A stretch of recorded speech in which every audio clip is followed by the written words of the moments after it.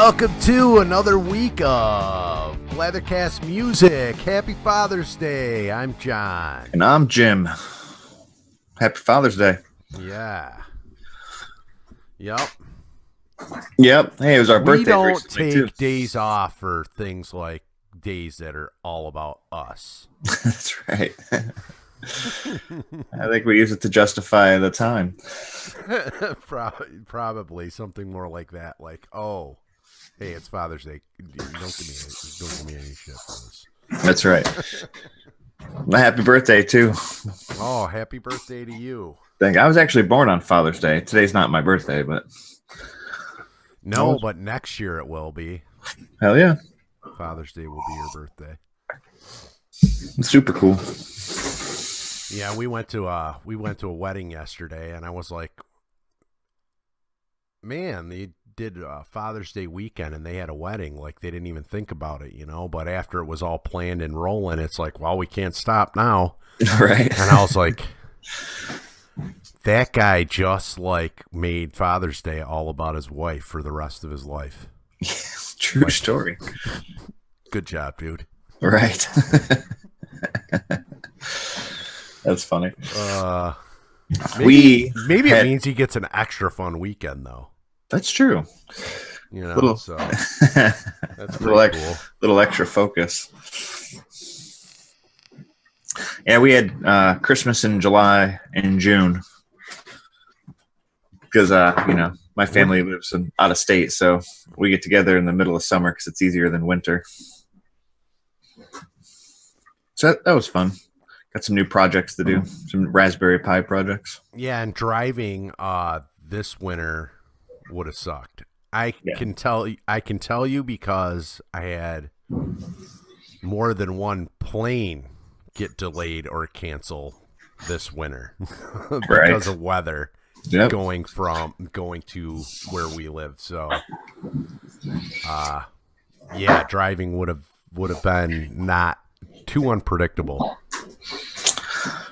Yeah, dude, that area of New York, Western New York, gets just hammered by those lakes. Like, we're not that far. We're in Pittsburgh. You know, we still get a pretty decent amount of snow, but we don't get near the lake stuff that you guys get.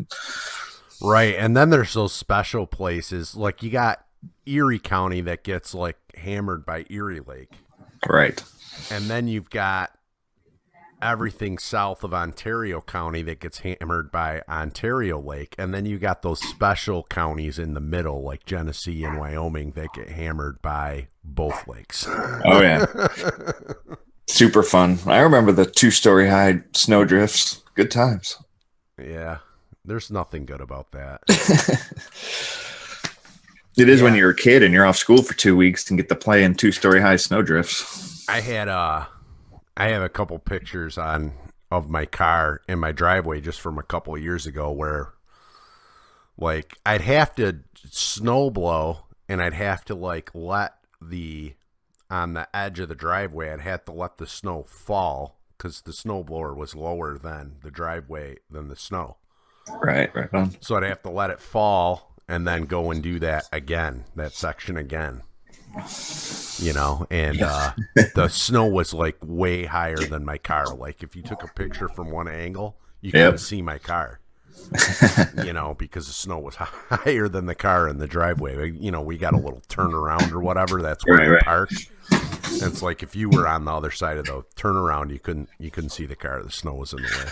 Yeah, that's something I don't miss about New York. The hour prep time just to clear out your car and make a path to leave the driveway. Oh yeah.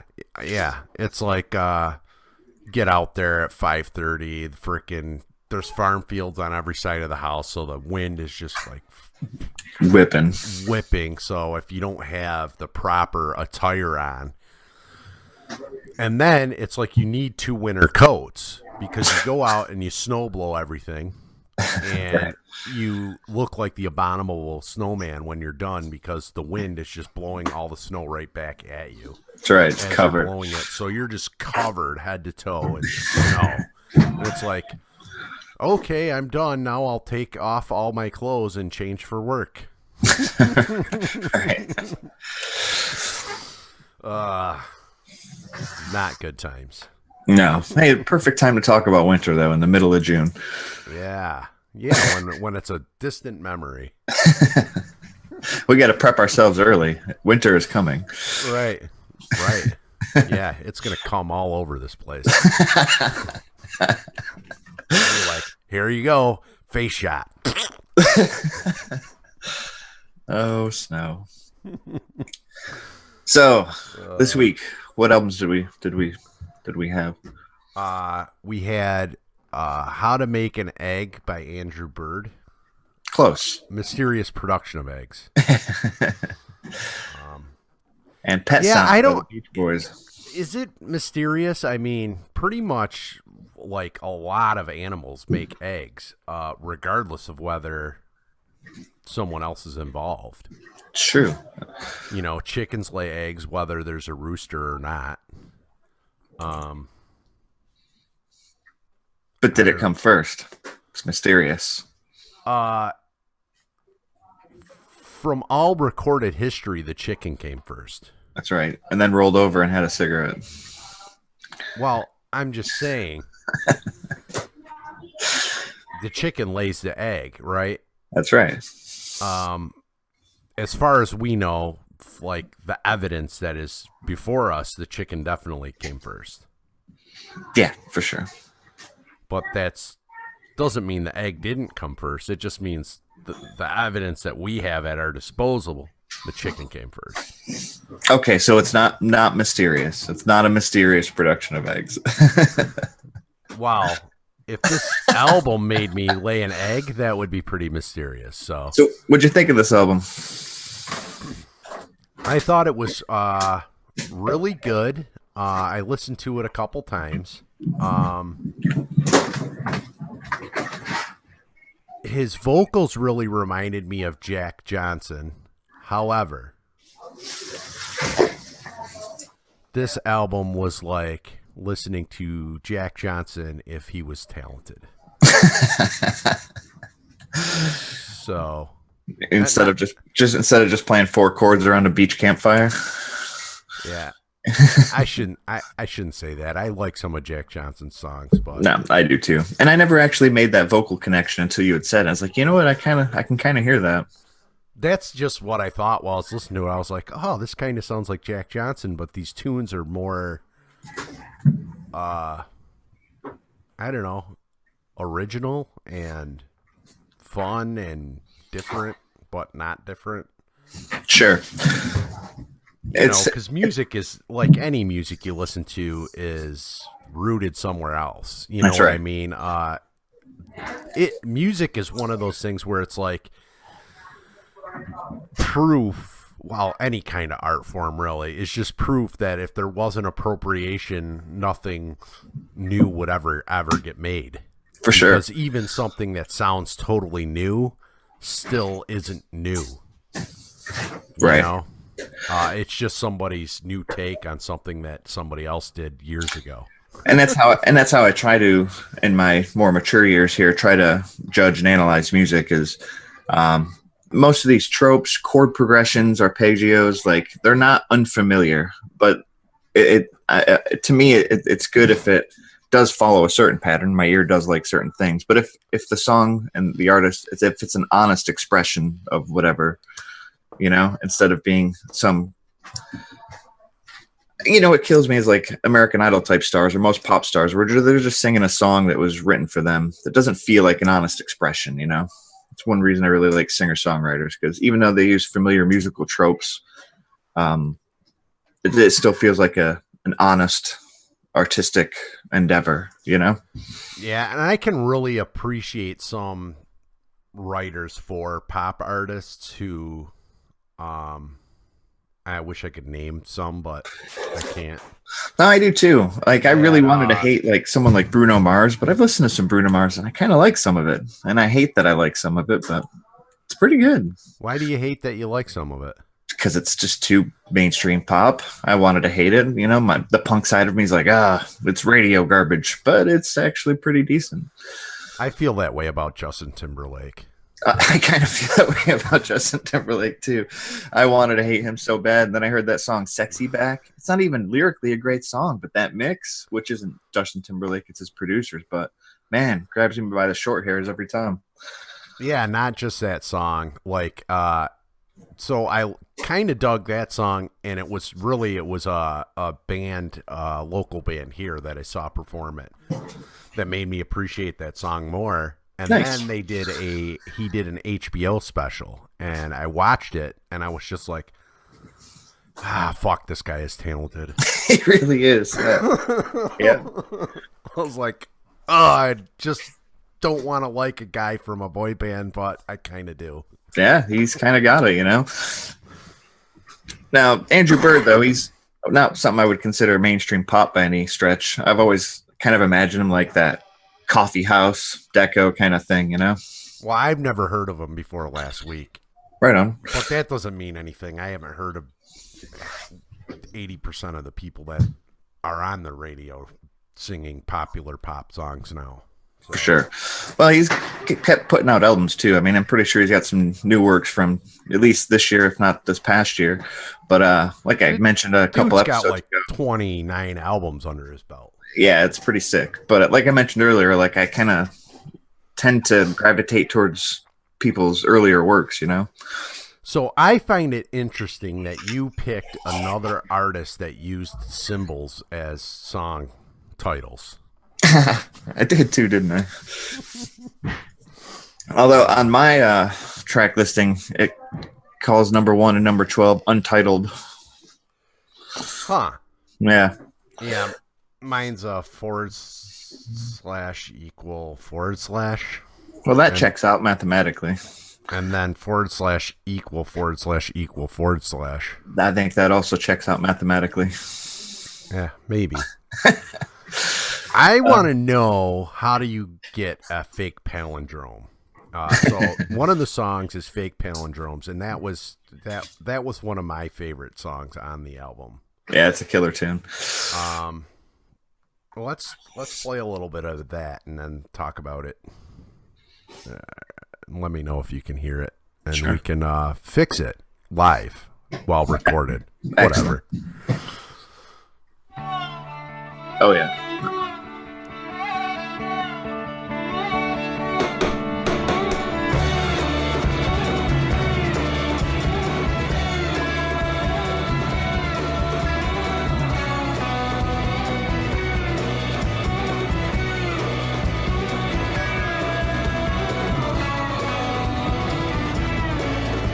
So what kind of interesting instrument is that playing the rhythm there? That long, windy. I think that's a violin with a bit of effect on it. Really? Yeah, I think. Huh. I thought it was something cooler than a violin. Could very well be. Not that violins aren't cool. I'm not trying he's to he's a multi-instrumentalist, but he often, like, he's mostly a violin player.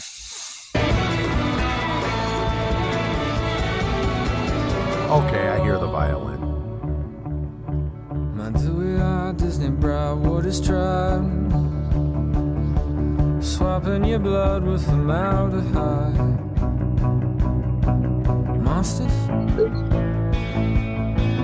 Whiskey plied, voices cried, fratricide.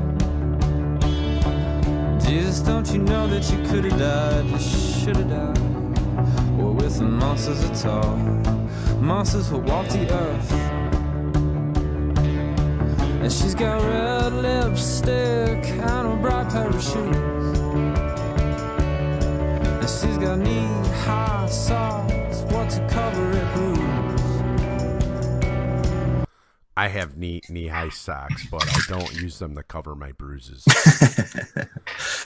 But they're you know, they're super. I just go off track again because that's what I'm gonna do today. Excellent. So there was this company, they make backup software, Right on. and they did this whole retro promotion based around Stranger Things. Nice. And I got a t-shirt that had like a picture of the upside down sort of, if you're familiar with Stranger Things. So it was like a picture of the world and then the upside down below it, sort of upside down, right? Yeah. And a string of LED Christmas lights that plugged into your computer, a Casio calculator watch, Nice. and a Classic. pair of those super long white socks with green stripes on the top. Very nice. And he said knee-high socks, but that's what they are, and I thought it was. All right, I'm gonna get back to somebody more interesting, like Andrew Joyce. Hold on. She's got an old death kid, she's been meaning to you. She's got blood in her eyes for you. She's got blood in her eyes for you. Have you ever had blood in your eyes? Yes, I think I have a few times. It sucks. I love that song though. I love the lyrical flow. It's one of my favorite lines ever. She's got an old death kit she's been meaning to use. Blood in her eyes and her eyes for you. Just the flow of that. Swapping your blood with formaldehyde. It just paints interesting lyrical pictures, you know? Yeah.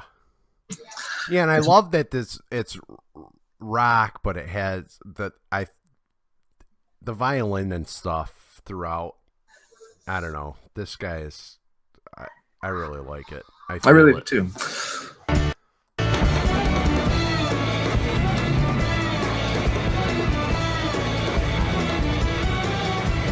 Certain facts, stripes and plaits, singles ads, they run you hot and cold like a rheostat. Mean a thermostat, so you bite on a towel.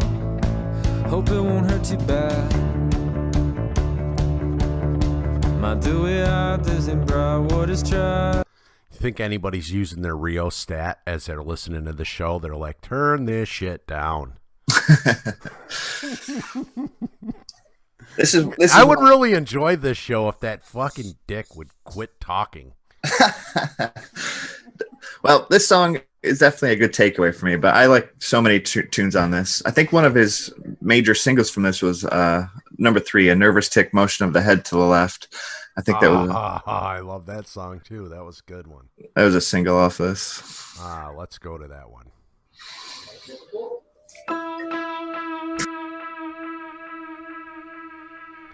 So if you took every song on here and listened to it individually, wouldn't they all be singles? Yes, of course. And nowadays, with the advent of digital music, that's kind of how you have to look at an album release. Prescribed under the mister, we had survived to turn on the history channel and ask our esteemed panel, why are we alive? And here's how they replied: yo, what happens when two substances collide? And by all accounts, you really should have died.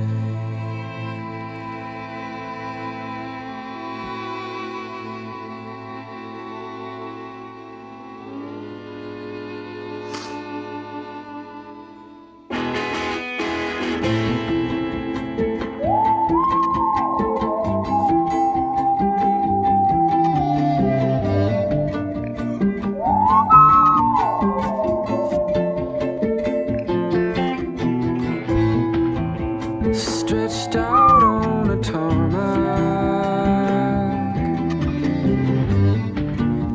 6 miles south of North Platte. Do you think that's somebody whistling? It is. Yeah, he whistles often. I listen to a lot of these tracks from live shows that he does, and they don't sound like the album. It's more a jazzy type of improv on these songs, you know. You can hear the core song in it, but he does a lot of whistling. And one of my favorite things about this track and a lot of his other tracks too is the finger plucking of the violin, kind of playing it like a guitar, you know. Just so well mixed with the tapestry of the other instruments. It's a really nice soundscape while, you know, plucking the individual notes of a violin. It's pretty cool. I've always liked that sound. I'm liking your adjectives. Thank you. He can't stand to look back. 16 tons of house man. This goes undelivered,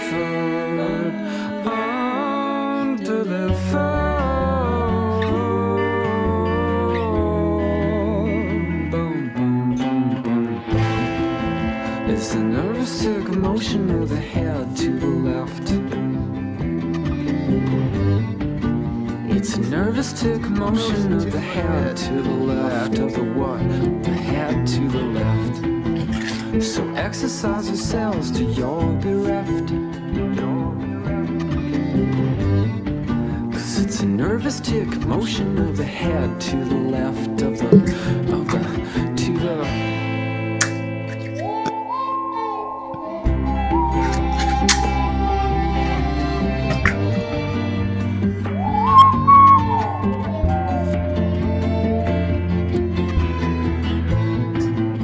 split out on a bath mat.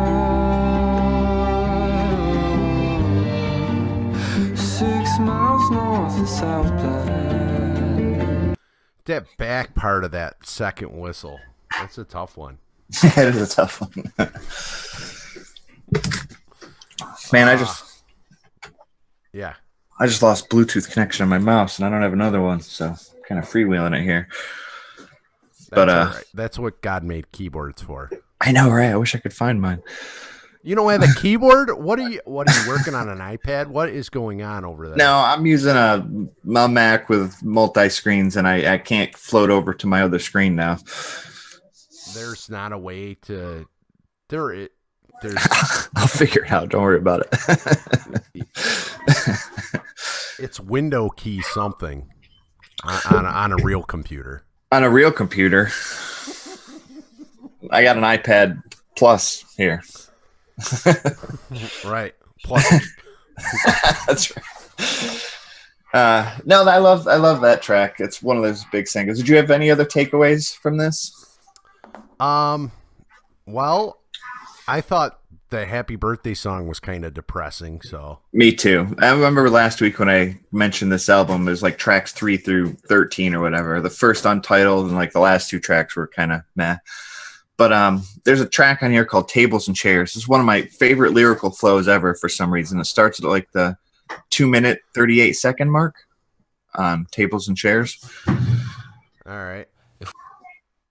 Oh, and it started. Roses from the plant. Tired of being mine.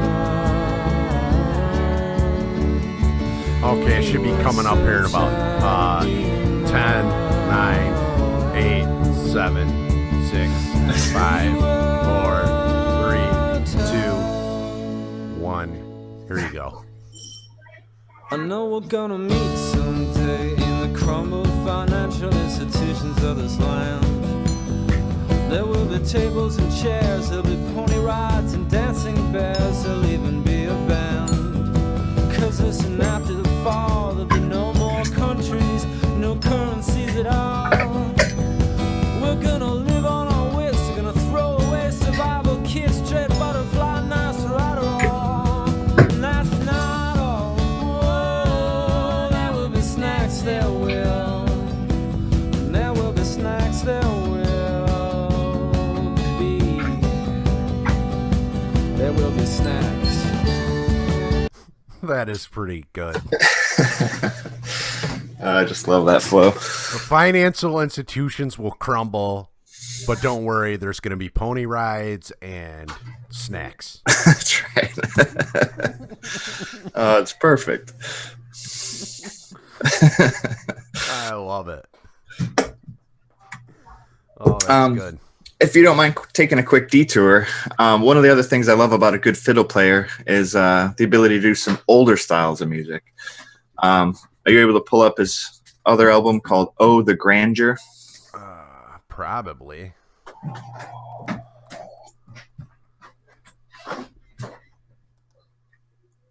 And then the song, I don't know, like Vidalia or Dora Goes to Town. Well, we know Dora loves going places, so That's let's right. listen to that. She's got a map, so. Yeah. I'm the map. I'm the map.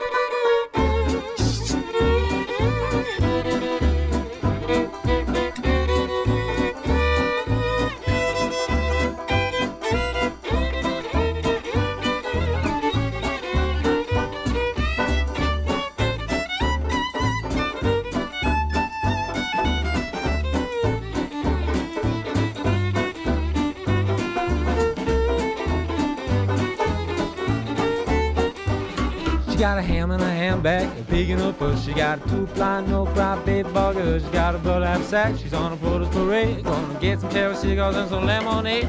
No need to put your ear to the ground. Dog March is coming to town. She puts eggs in her horseshoes, there's coffee in her tea, puts ours in her jelly, says that's the way it's gonna be. Ashes and mashes and dust and mustard and cream spinach sandwich as she cuts that crust down. Don't let it show that you want it sound. Dog March is coming to town.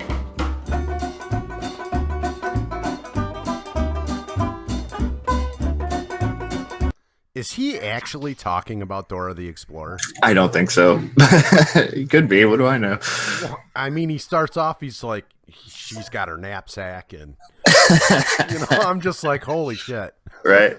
I love that style of music too, but I mean, some good old fiddle playing. Like I like his just general breadth of music abilities, Most of this album is similar vein, is that slightly older hoedown fiddling kind of music. It's a really good disc.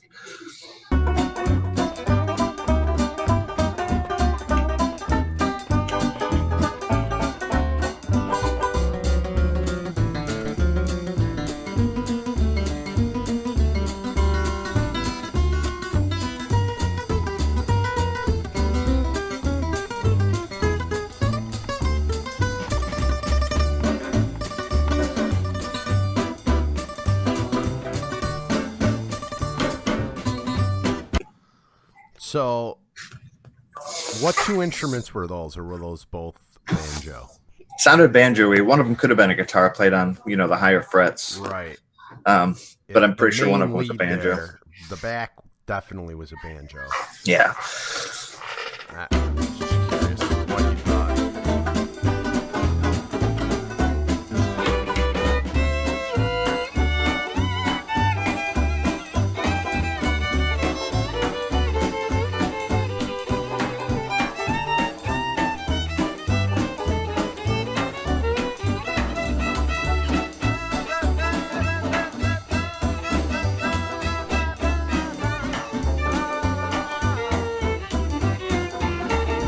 Did you hear that little Spanish in there? Little flair. Yeah, that here. I'm gonna go back.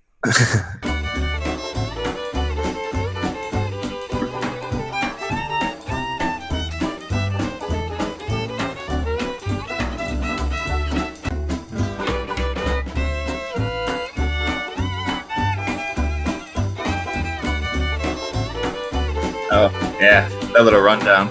Yeah, it's like a little mariachi in the middle of it. Yeah, that's good. It's good stuff. That's great. Here, we'll skip ahead. My other takeaway track on this album is Vidalia. Yeah, I gotta listen to this bass solo first. She got a ham in a handbag, a pig in her purse. She got a two-blind, no-car, baby bugger, go knapsack, go to the rag. I'm gonna get cigars and some lemonade. No need to put your feet to the ground. No more, she's coming to town. She puts eggs in her horseshoes, coffee in her tea, was eyes in the jam, says that's the way it's gonna be. Ashes to ashes and dust to mars. Okay, Vidalia.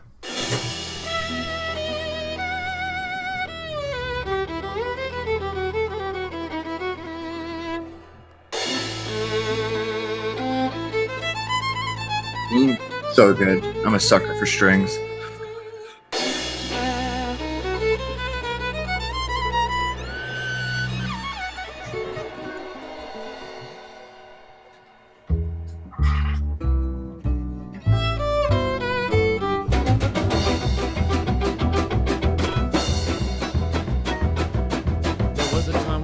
enjoyed Vidalia. There was no other who died at my lips to touch. My granddad, he prescribed Vidalia. Whatever ails you, heart disease, and grip and such. But 2 years after this medicine, you're properly exposed to benefits of health, wealth, and respect. Oh, eat it like an apple of a deep-colored rose. Sweet victory will be yours to dilect. But how my palate grew tired. So sweet, so sweet, so sweet. No thanks, so take to feet.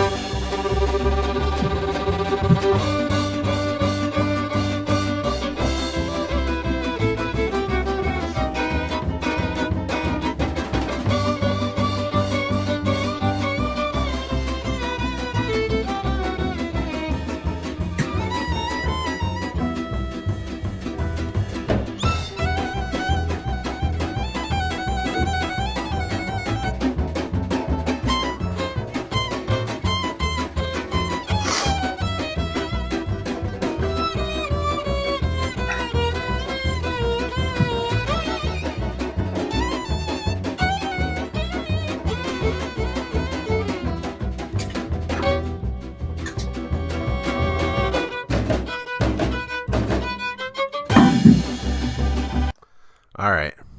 I love that stuff. I found this album retrospectively after listening to his other stuff because he does, do more, just singer-songwriter stuff, more modern day. But like, I don't know, that you can even hear like the drum kits in that other album sound like they're from the 30s or 40s. They got that hollow big band sound to them. Right. So, what's a good Jack Johnson song? Lots of these are good. I'm a big fan of Sitting, Waiting, Wishing. All right. I'm going to play that just so we, if Little palate cleanser. No, just so, somebody who's like, you're insane. That guy doesn't sound anything like Jack Johnson. And maybe that's the case. I didn't go and listen to Jack Johnson after this. But, Sure. for comparison. Well, I was sitting, waiting, wishing you believed in superstitions. Then maybe you'd see the signs. But Lord knows that this world is cruel, and I ain't the Lord, no, I'm just a fool. And loving somebody don't make them love you. Must I always be waiting, wishing for you? Must I always be playing your fool? Ooh. All right, that's enough. No, you can hear it. They have a similar timbre in their voice. Jack Johnson's a little deeper, but they have a certain drawl, certain extension on the end of lines. Like they definitely have a similar vibe to the. No, after I heard it, I was like, nailed it. For sure. Like, my ear's not that bad. I definitely knew what I was thinking. Yeah. But yeah, I'm glad I'm able to introduce Andrew Bird. I think he's kind of amazing. He's got a lot of great tracks, so he's a good artist to keep up with. All right. And the album I brought up last week was this guy right here. Pet Sounds. Now, I did listen to this album a couple times. It's just the fact that the anniversary edition has 52 versions of each song on it. Right. So it was originally recorded in mono. So the beginning is mono. And so I want to play a couple of the mono and then a couple and then play the stereo version. Because you go down, then it's the stereo version, which I believe when this album was originally released, you could buy it in mono or stereo. In mid 60s, yeah, that sounds right. Yeah. And it's I don't know, that seems amazing to me. It's one of those things I don't know, how they keep changing the sound, and it's now it's Dolby Atmos or whatever. Right. Is that a Dolby digital receiver? Oh, is that a DTS receiver? Is that DTS 6.1? Is that, and it's you not only have to buy the stereo receiver, but you need to buy the other piece, and they'd both have to do that. And then your speakers to get the true, like if you wanted a THX system, you'd need a THX receiver and then THX certified speakers. And then 3 years later, they're like, no, it's Dolby Atmos now. Right, exactly. You know, bunch of dicks. Anyways, it's like all media. Like they keep changing formats too, and then they are compatible with different types of sound. I don't know how many different formats I have to buy the White Album on, but I'm glad that we've landed digitally. Yep. But even then, you've got lossless. Which form of lossless? That's right. How much space do you really want your music to take up on your hard drive? Hey, music purists know that FLAC is where it's at. I would agree with that. That's right. Yeah. So, what songs, besides Wouldn't It Be Nice and God Only Knows Why, did you really like on this? Well, my impression of this album was kind of broad in scope. This is like their 11th album, and from what I read, this is largely a Brian Wilson production, not necessarily Beach Boys, but Wilson kind of spearheaded all of this, you know? Right. But clearly, those are the big ones. Those are the ones you hear in all the Beach Boys compilations. So I was trying to dig into the B-sides, you know? Right. I've always had an affinity for Sloop John B. I'm not sure why, but the particular lyrical, the story mode, you know, the highs and lows, the post-chorus, the way it keeps going. I don't know. I've always liked that song. But as towards B-sides, I really liked I Know There's, or not at that. Where is it?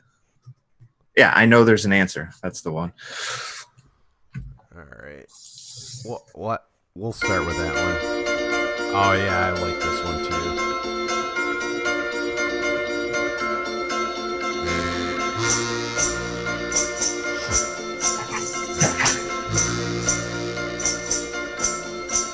I know so many people who think they can do it alone. They isolate their heads and stay in their safety zone. Now what can you tell them? And what can you say that would make them defensive? I know there's an answer.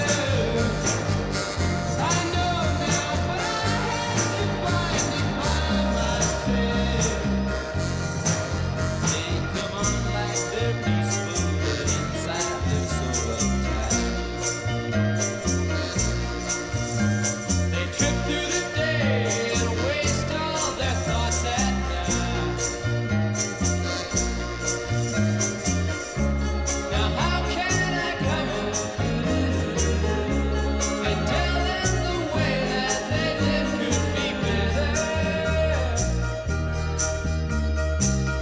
I know there's an answer.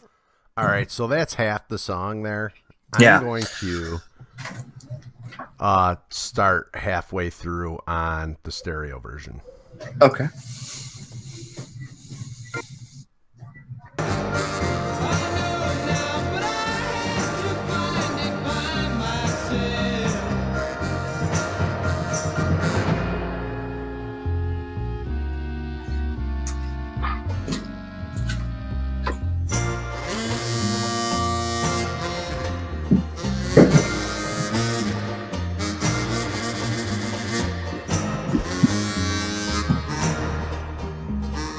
What kind of wind instrument do you think that is? Oh, I have no idea.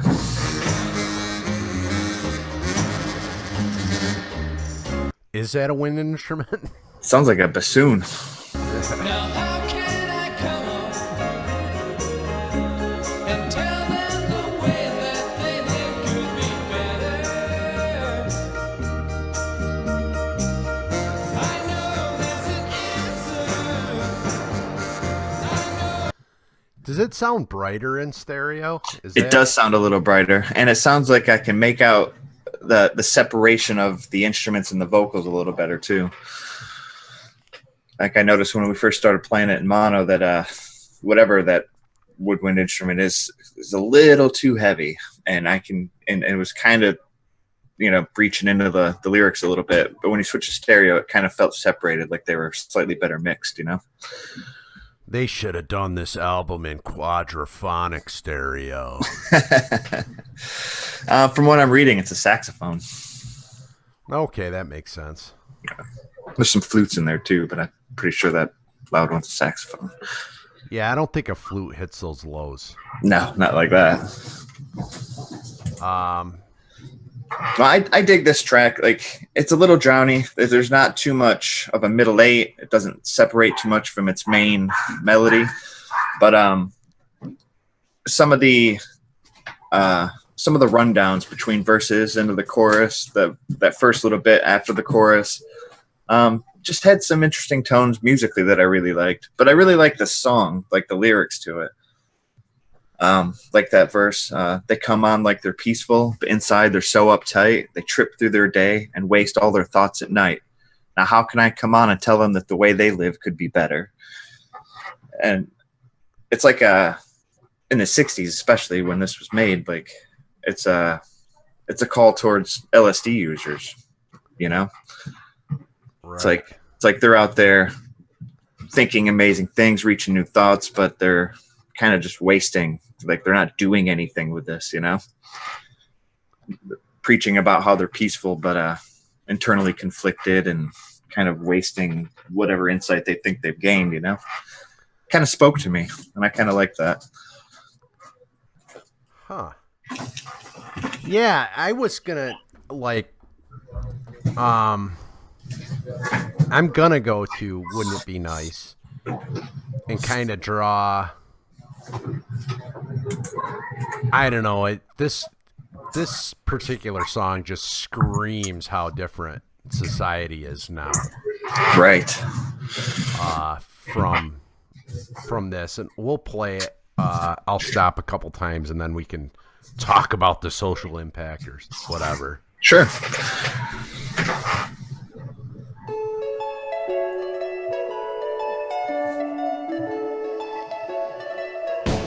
Wouldn't it be nice if we were older? Then we wouldn't have to wait so long. And wouldn't it be nice to live together in the kind of world where we belong?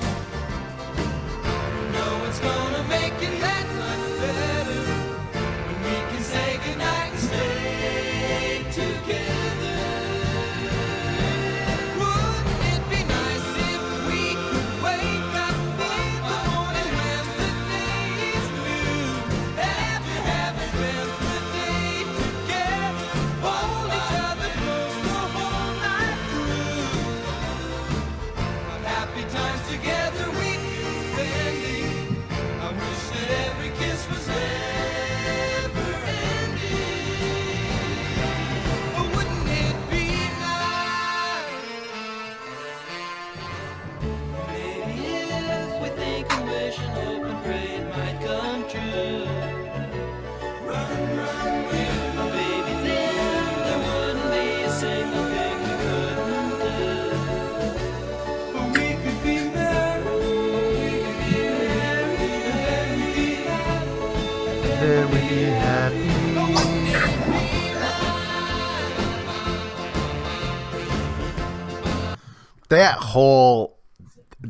This song musically is brilliant also.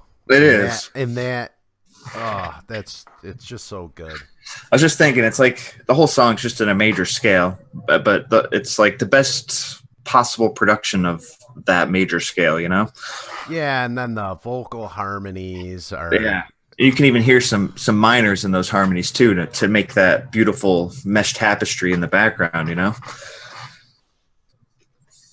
so That's what the Beach Boys are great at. I mean, that's what I've always taken away when I listened to them early on. Plus their covers of Jan and Dean songs, which were, just those harmonies. I mean, that's what makes them, right? So now on to the moral of the story or whatever so it's a young man talking to his lady, they might be, I don't know how old. But just the thought, like, wouldn't it be nice if we were older so we wouldn't have to wait? Right. Life would be better if we could just live together and wake up to greet the day every day new. Right. And now it's just like, don't worry about it. You can get an abortion. That's right. It's the difference in social constructs from now to then are crazy. I was thinking of Greg Giraldo kind of summed this up in like military writing. Like back in those days, they'd write home, my dearest Eliza, how I yearn to be in your arms again. You know, beautiful, poetic even. And soldiers today like, yo, Gloria, don't fuck nobody when I'm gone. But the social constructs of how we treat relationships are markedly less romantic than they were like in the 60s here in the phrasing of these lyrics, you know? Yeah, and what's sad about that now is that if you were to write a girl an epic poem, right? And you're a high school student and you're a nerd or somebody that's not liked, right? Sure. Or not liked, but not, you know, not a handsome guy. Because if you're a handsome guy, you can do whatever you want. Right. You know, same with pretty girls. It's just the way life is. It's kind of always been that way. Right. So,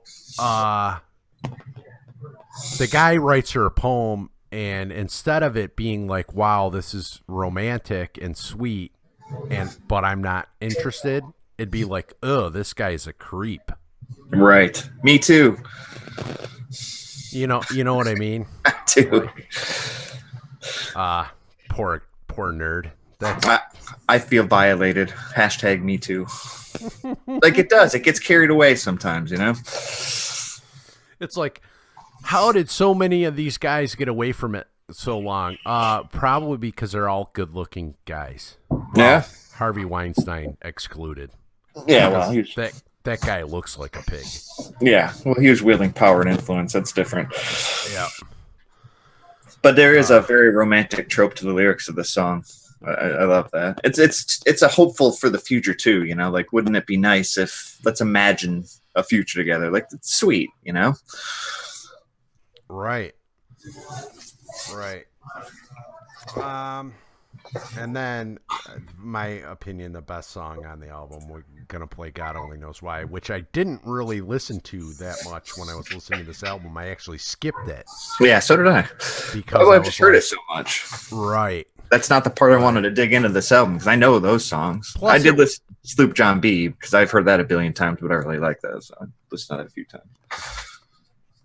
Plus, it was the opening of Big Love, which I love that show. So, Oh, yeah. anyways, here we go.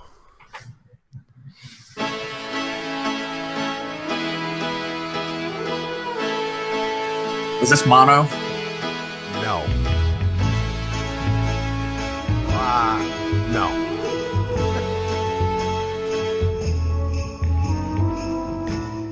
I may not always love you, but long as there are stars above you, you never need to doubt it. I'll make you so sure about it. God only knows what I'd be without you. If you should ever leave me, well, life would still go on, believe me. The world could show nothing to me, so what good would living do me? God only knows what I'd be without you.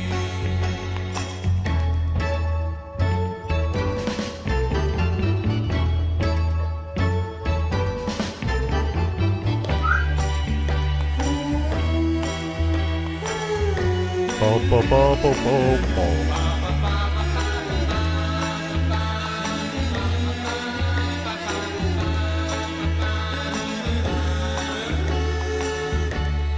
God only knows what I'd be without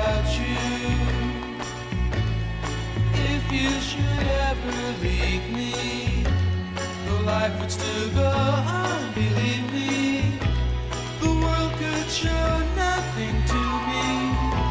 So what good would living do me? God only. That flute in the background is phenomenal. Yeah, it's a nice touch. Yeah, I love that song. Yeah, that's a excellent song, and again, it's you know, it's almost the epitome of the vocal range of the Beach Boys. You know, clearly one thing, at least I believe, is one thing that they're certainly most well known for is just how they can weave these beautiful harmonic tapestries with their voices. You know, it's mint. And one thing I appreciate it too is that it's 11 albums in, you know, and they're still able to put out something as monumental as God Only Knows. It's I don't know, I think increasingly rare that an artist can stick around for that long and still put out something like that gem, you know? All right. Well, then, of course, years later, they put out Kokomo, which is, I mean, come on. Well, you still got to pay the bills. So, this was another song that I never really listened to prior to this album that I really dug, and that was I Just Wasn't Made for These Times. Right on. Yeah, I really like this song too. Sorry, I stepped on you there. That's quite all right. Please.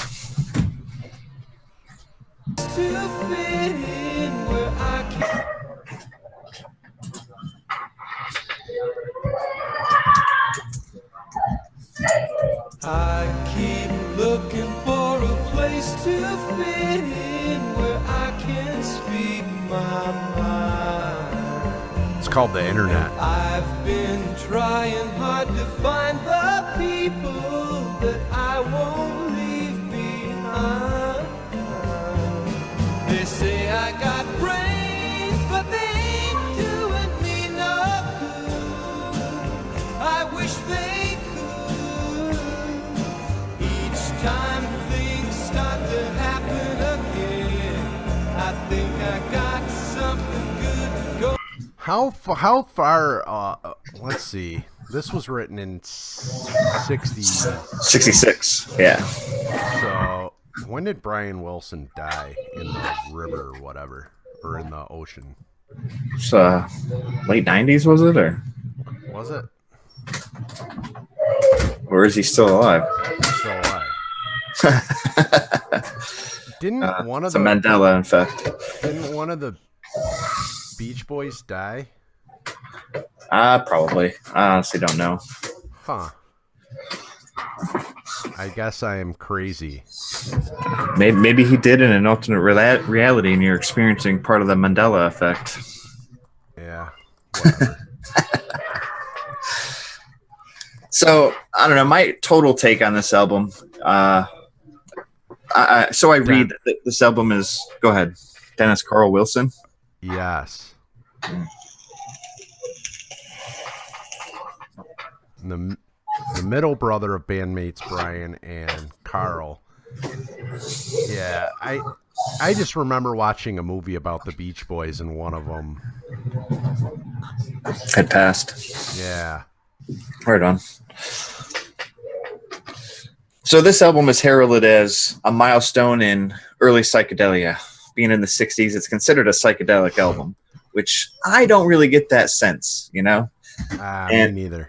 And a lot of what I've heard from other seasoned musicians that herald this as an amazing album, as a life-changing album, I can kind of see it. It's definitely a break from the early beach sound pop that they had, you know, while still utilizing a lot of those Beach Boy tropes, you know, like I said, the beautiful harmonies weaved together. They still hold on to that, but it does seem more like a different direction forward, you know. At the time, it wasn't a U.S. critical hit, apparently, this album. It ranked pretty high in the UK right away, but it wasn't received entirely well here in the States when it first came out, which I thought was interesting. But what I also like, there's at least 2 or 3 instrumentals on this album. No lyrics whatsoever, you know? So you said psychedelic. It made me think of ZZ Top, but not Of course really. it did. Well, that's. But the Moving Sidewalks. Okay. So as a psychedelic blues, I'm going to play the 99th Floor, and I want to hold your hand because I don't think I've heard that. Like, is that the Beatles? Well, let's find out. Yeah, I'm going to play 99th Floor first, though. Cool.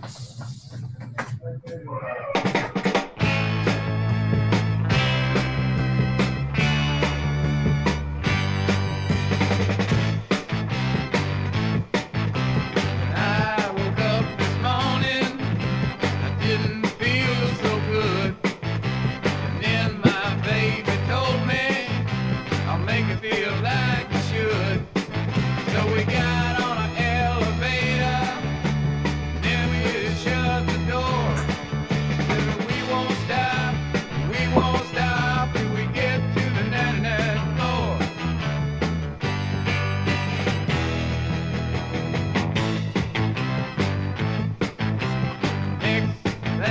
Okay, that's a little psychedelic, but it's not what I was thinking of. Sounds like a 60s garage band. Kind of like it. I want to hold your hand.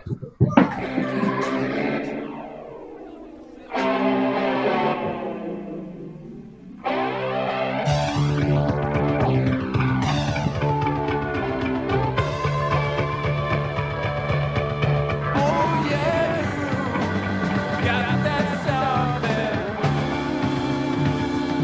I think you'll understand when I feel that sound there. I wanna hold your hand. I'm sorry, that's garbage.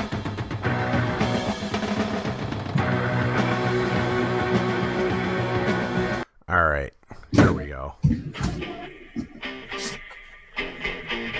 This is more what I was thinking of.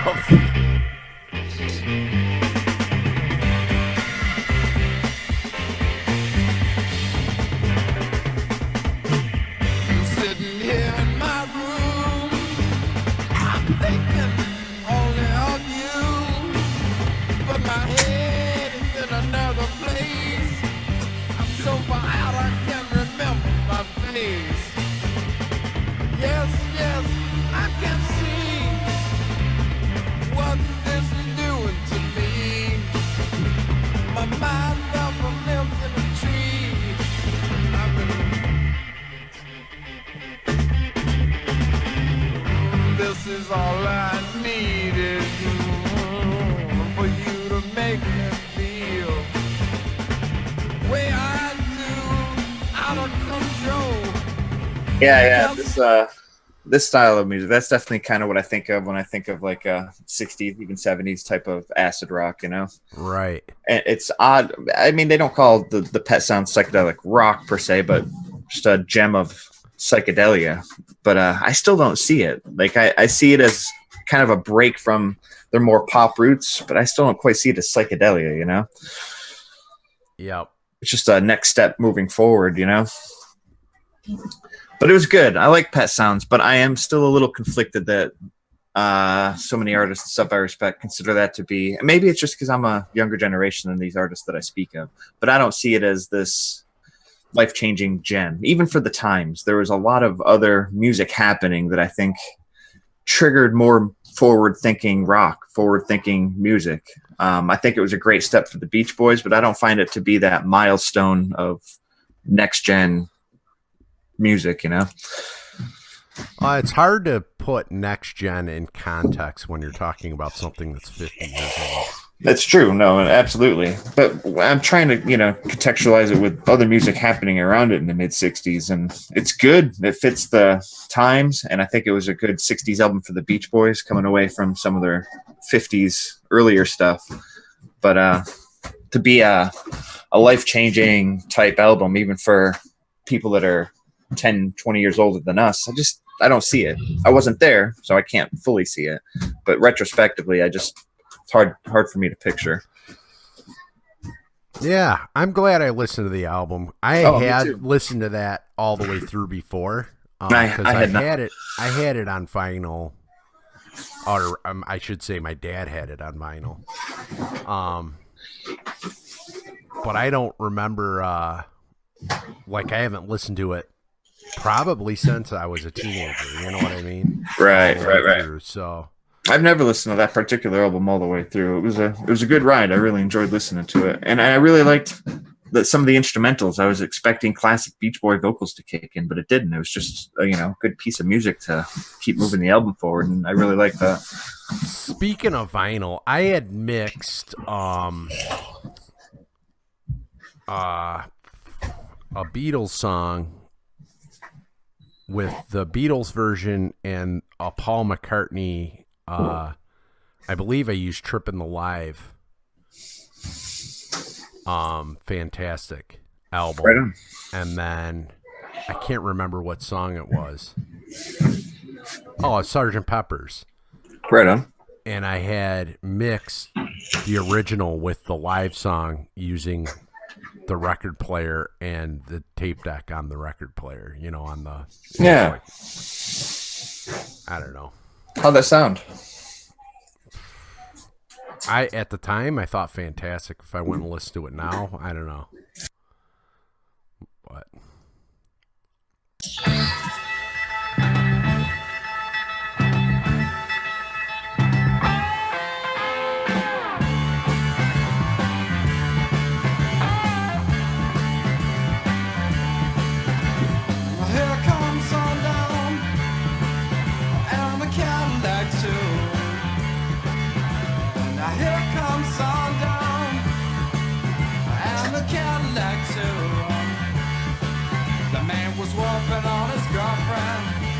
It's like I listen to this early Gibbons stuff, and it's like you hear the Hendrix for sure influence.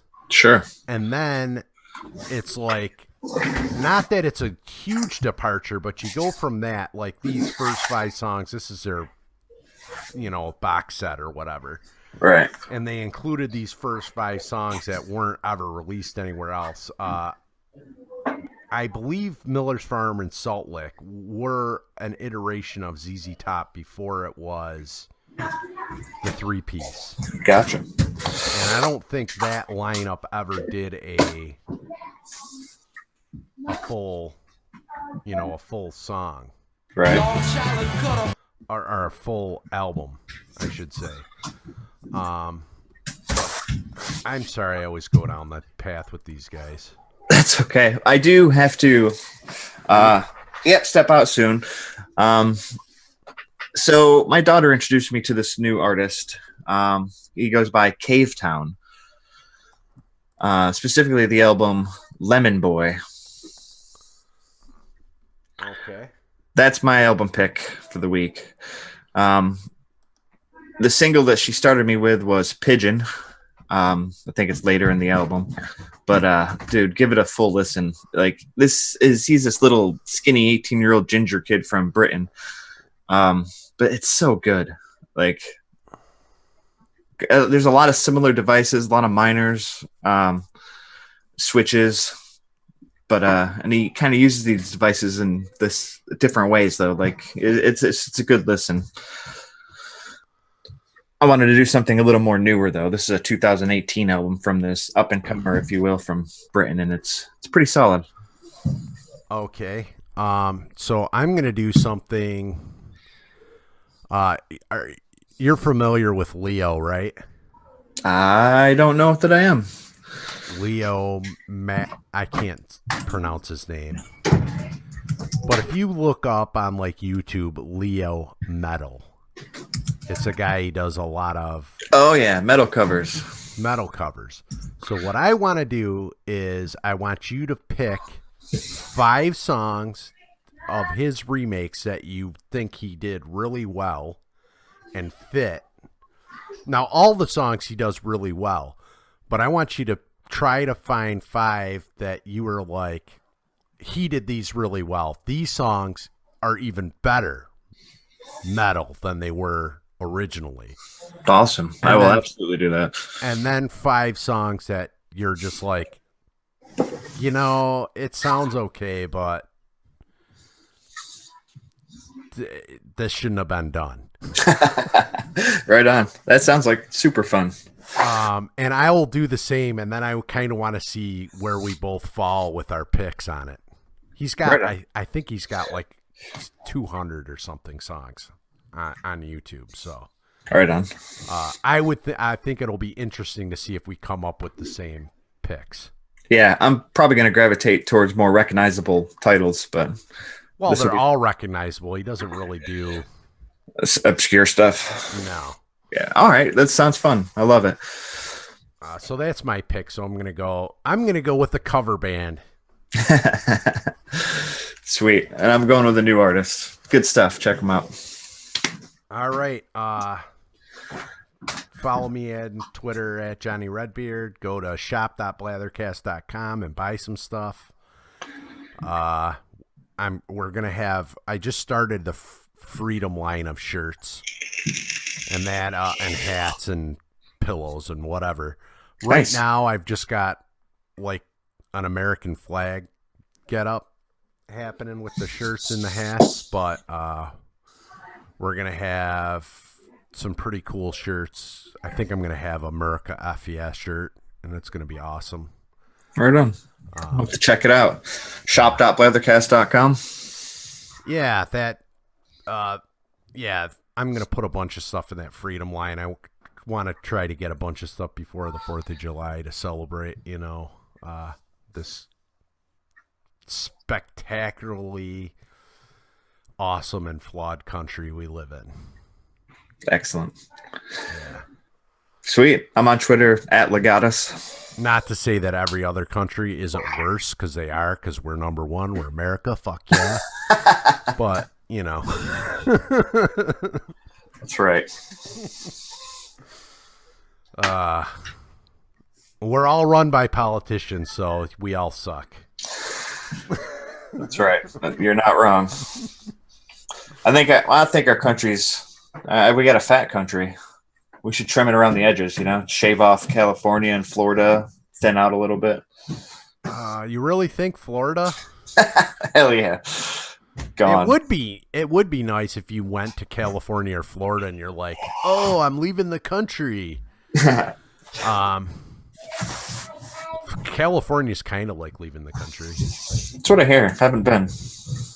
All the rules are different over there. Right. All right, I got to run.